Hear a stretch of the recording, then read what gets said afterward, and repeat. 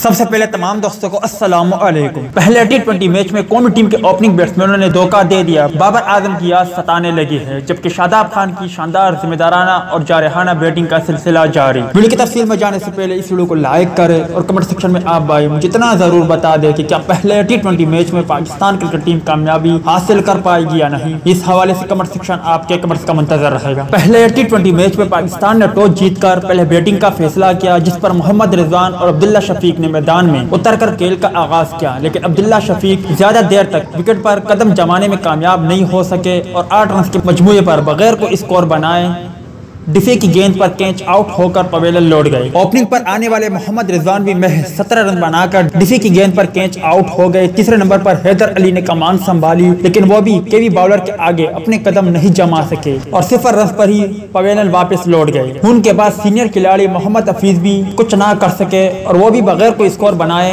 चलते बने। चौथे नंबर पर आने वाले खुशदिल शाह भी सिर्फ 16 रन ही बना पाए और वो भी कैच आउट हो गए। मगर इस वक्त शादाब खान और फहीम अशरफ क्रीज पर मौजूद है, जबकि शादाब खान की शानदार बैटिंग का सिलसिला जारी है। इस वक्त पाकिस्तान का स्कोर 107 रन है और उनके 6 खिलाड़ी आउट है, जबकि शादाब खान 42 रन पर नॉट आउट है। उन्होंने 3 छक्के और 2 शानदार चौके लगाए हैं। उम्मीद है दोस्तों कि आज की वीडियो भी आपको पसंद आई होगी।